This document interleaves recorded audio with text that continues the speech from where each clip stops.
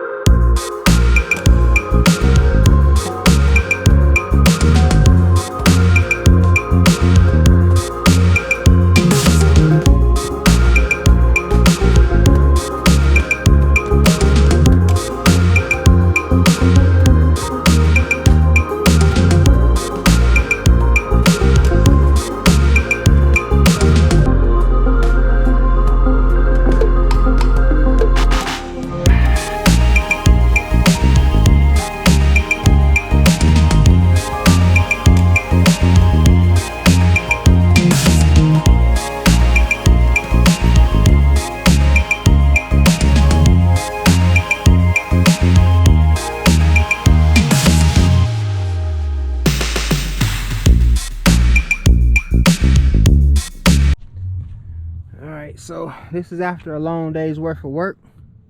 Anyway, I'm happy. I got that ridge vent on there. This is the long part of the house here, and I still got over that hill, over that hump there. You can't see it, but I still got a little, it's a drop down, and I still probably got about another good 10-12 feet. I got this one to do. Got that little peak right there to do. Got to frame that out some. That was going to be a fireplace that was going to extend beyond the roof line. I think I'm going against that because it's going to distract my view. Did the garage yesterday. I got rain coming in, so this is a success for today. Got that done. I'm up here in the air with the telehandler, the trusty telehandler, and this is the platform that I built. You know, needs some work.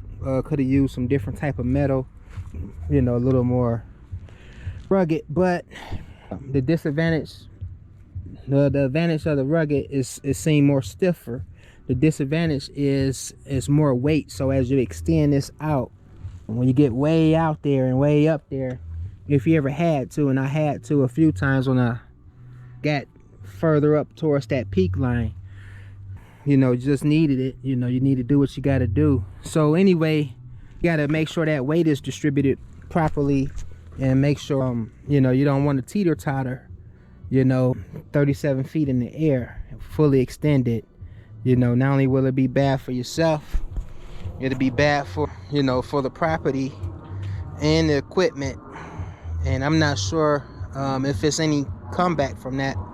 Matter of fact, I don't know if I would want to come back. Anyway, I'm gonna go ahead and get out of these work boots, these roofing boots. What a difference. What a difference it makes having the right equipment. These the shorts and knee pads, of course, and the gloves, because the roof get hot once that sun is reflecting off of it. So anyway, I feel good that this at least is vented out now, is venting. So I feel good about that. I'm gonna go ahead and take these ladders down, bring this telehandler down. We're gonna do our due diligence and back this away from the house. I got rain for the next few days. I don't foresee myself, you know, coming back out here and doing any work within the next few days. I'll probably pick this back up maybe on the weekend or possibly next week. Anyway, I got a birthday girl that's out of town right now, and she should be coming back tomorrow. Gotta celebrate the little one. She will be 11 years old. That's Daddy's little girl. You know, she's my inspiration, as well as my other two kids and my wife, of course. My life is poured out just like Christ's life was poured out for the church. I'm a sacrificial lover for my family, which I believe all men should be for their family. They're my why and my purpose. I won't say it's been easy. Nothing is ever easy that's worth having. But, you know, it's been rewarding along the way. You know, so that's all I'm gonna say about that. I got like 20 something minutes on this memory card, and I'm gonna go ahead and sign off and get down. I'm tired of being up in the trees, but it's beautiful. It was supposed to be like 20 degrees cooler, but we out here doing roof work. It's a lot. It's pretty challenging. So somewhat dehydrated, water ain't hitting it, so I want some pop or some sugar. You know, that'll get me going. I wanted to move some dirt with the backhoe. That's not gonna happen. Then it's gonna rain. I got that eagle right there. He's checking me out. Yeah, he's checking me out. He's trying to come down on me and get me. He's soaring. So I remember when I was doing this roof initially, I had about 6 of them bad boys, and they was pretty close. I'm talking about like 10-15 feet, and when they that close, they appear a lot bigger than what they are. But anyway, that's me, and enough of that yapping. I'm about to go ahead and get this cleaned off. I got to get going.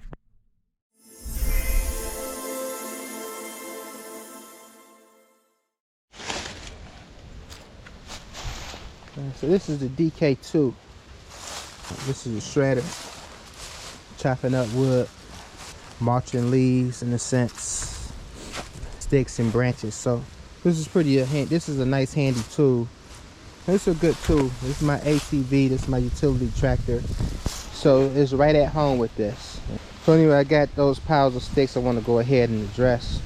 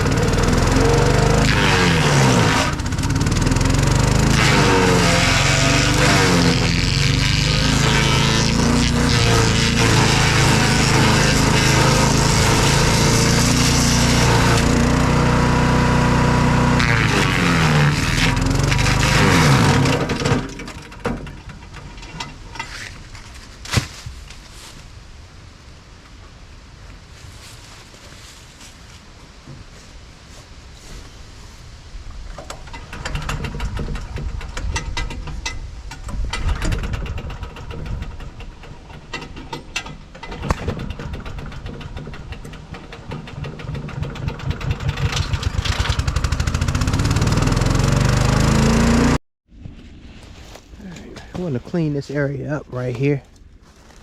This tree here, it got quite a bit of character.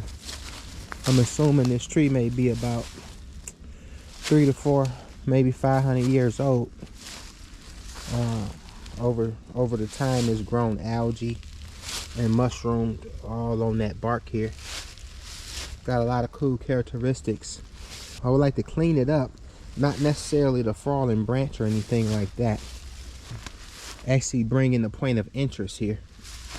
Basically gonna clean out this path here, clean this up real good, make a trail through this space, a point of entry, and we'll, you know, try to incorporate this almost like it can be a focal point. So the way this bad boy grew, it seemed like it grew, it had like maybe 4 different, maybe 5 different stalks that came up from this from the base here. I'm sure it got some habitat for life down there, hideaways, things of that nature. May have some hollow spaces. Even got a cave in there.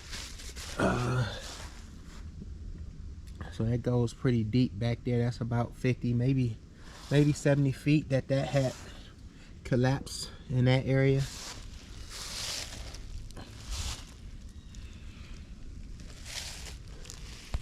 We still got this whole one standing still. At some point, this one's going to give up the ghost too, with enough ice, heavy wind, and rain. I'm going to keep this in place. There's another cave there. I wouldn't recommend crawling under there, but they're not going to disturb this too much. Just want to kind of clean it up. You know, I might just kind of cut that piece off that's kind of hanging up like that. We had another tree. Once it fell, it seemed like it collapsed, and then this one, it fell inward. So we'll kind of clean that up right there. I think it's pretty cool. We'll do something real nice here, but we'll definitely remove some of these twigs here. It definitely adds character, especially at the trunk there at that base, with that tree bark being so big. It'll probably take maybe 2.5 guys to get their arms around it, but it's a good focal point, good space to camp out and hide out if you want a campfire back here, or good conversations that can be birthed within this space.